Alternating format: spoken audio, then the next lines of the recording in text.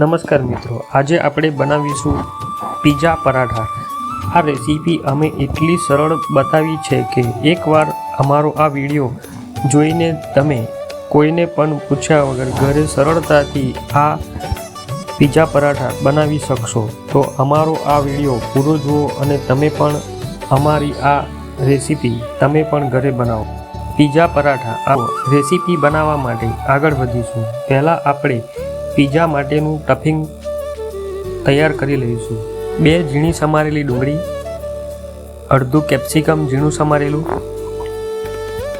1 ટામેટું નાનું ઝીણું સમારેલું, સ્પાઈસી અને તીખું ખાતા હોય તો 2 લીલા મરચાં ઝીણા સમારેલા લીધેલા છે, જે તમે સ્કીપ પણ કરી શકો છો।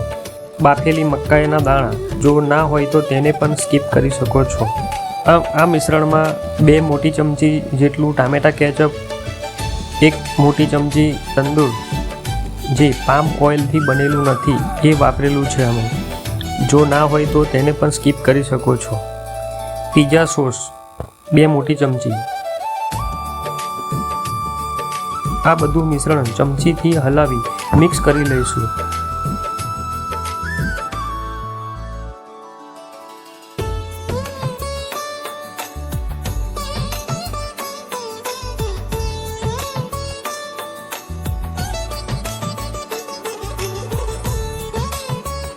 સ્વાદ પ્રમાણે મીઠું ઉમેરી મિક્સ કરી લઈશું।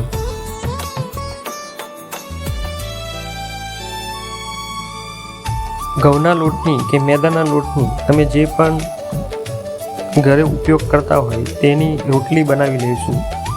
તો અમે આ ઘઉંના લોટની રોટલીનો ઉપયોગ કર્યો છે, તો હવે રોટલી બનાવી લઈશું। રોટલી બની જાય એટલે રોટલી ઉપર પીઝાનું સ્ટફિંગ પાથરી લઈશું।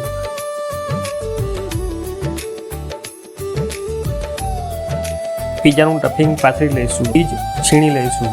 ચીઝમાં પણ તમે મોઝરેલા ચીઝની સ્લાઇસનો પણ ઉપયોગ કરી શકો છો, જે તમને સરળતાથી મળી શકે એમ હોય તે ચીઝનો ઉપયોગ કરો। ઓરેગાનો અને ચીલી ફ્લેક્સ છાંટીશું। ઉપરથી બીજી રોટલી બનાવી સ્ટફિંગને કવર કરી લઈશું। તમે હાથ વડે કે અમે જે બતાવ્યું છે એ પ્રમાણે ચમચી વડે રોટલીની ધારને ડિઝાઇન પણ પાડી શકો છો, જે બાળકોને આકર્ષિત કરે છે। હવે ગેસ ચાલુ કરી તવા પર બટર નાખીશું। બટરને તવામાં પાથરી ઉપર બનાવેલો પીઝા પરોઠા મૂકી તેને શેકાવા દઈશું।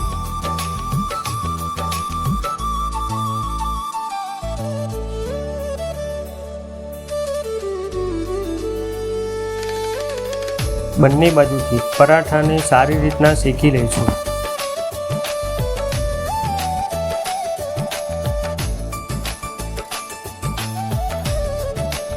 બંને બાજુથી પરાઠાને શેકી લઈશું। સારી રીતના શેકાઈ જાય એટલે તેને ઉતારી લઈશું। આ જ રીતના બાકીના પણ પીઝા પરાઠા બનાવી લઈશું। અમારી આ વિડીયો પસંદ આવી હોય તો અમારી ચેનલને સબસ્ક્રાઈબ કરો, લાઈક કરો અને શેર કરો। ફરી મળીશું નવા વિડીયો સાથે। આભાર।